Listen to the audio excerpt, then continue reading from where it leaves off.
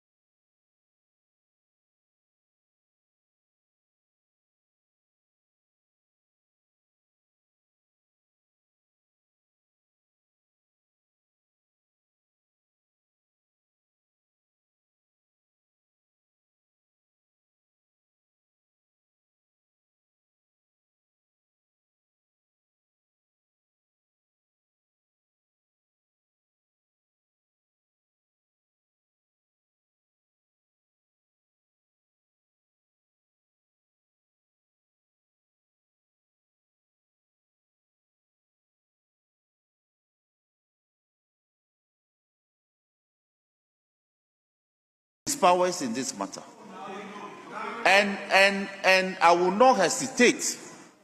I will not hesitate to say that this house, we created the office, and the office of the special if to abrogate it. We may have to abrogate it because we cannot create such an office to handle important matters of concern to the state, and you'll be detaining citizens that you have invited willingly, they've submitted themselves willingly, and you detain them because on a certain supposed obstruction of a public officer from performing a certain duty. That is a misdemeanor. Honorable Chief Whip. So, Mr. Speaker, let me place this matter on record that this house, we shall be inviting him to come and brief the house the circumstances under which he will detain a citizen under such flimsy, whimsical circumstances. It is untenable. And yesterday, his conduct was frowned upon by the entire nation. By the entire nation. So I just have to place this matter on record for today. I thank you for the opportunity.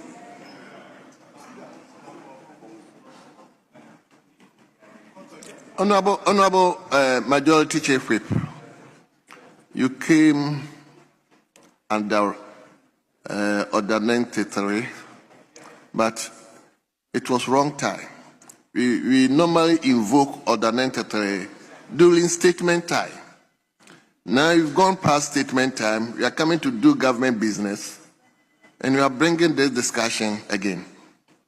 Anyway, I'll invite one person from this side, Honorable Kojo Ponkroma, to comment on. Thank you, Mr. Speaker. Mr. Speaker, first of all, I would have wished that the Business Committee would have properly programmed this so that it would have been part of the earlier conversations. The subject that the Chief Whip on the majority side has raised is an important matter. But in my view, Mr. Speaker, it is not about the Office of the Special Prosecutor. It is about a culture that has crept into the investigative and law enforcement bodies in this country, where they invite you, and to quote the words of the Chief Whip, you appear on your own volition to assist them in investigations. Then they arrest and detain and put onerous bail conditions on you. In fact, in the case of his good friend, the respected lawyer he's speaking about, his very good friend, he was asked to bring landed property in his own name. These are some of the onerous bail conditions that we have been speaking about, that the investigative bodies are beginning to weaponize. Unfortunately, Mr. Speaker, like we say in Twi, etua unyonku mua, etua biem, etua uhumudia, etua nipem. To wait, Mr. Speaker, when it happens to somebody and he's complaining about it, you see absolutely nothing wrong with it. When it happens to you, now you complain. So, Mr. Speaker, if he wants to invite the special prosecutor to come and answer why his friend, and today he's complaining because it is his friend, why his friend and the Office of the Special Prosecutor, in his view, are weaponizing their powers, perhaps he should extend that invitation to all the other investigative bodies that people have raised complaints about, that they are beginning to weaponize the powers of state given them. Today, because it happened to Martin Kpebu, you are making it a matter of urgent public interest. The minority leader, Osahin, has been raising this matter over and over again, that the investigative bodies are weaponizing their powers, are imposing onerous bail conditions. In fact, Mr. Speaker, in instances where you don't even expect them to detain, because you've invited a man, he has appeared, he's provided information, you know where to find him. There's no basis to detain him. They will detain you and put onerous bills, whisk you away, unknown destination. Then your lawyers, everybody looking for you. We've had clients at our firm we are chasing all over town. When you say it, because it has not happened to them, they don't complain. That's why our elders say, today, because it has happened on their side, they are complaining. So, Mr. Speaker,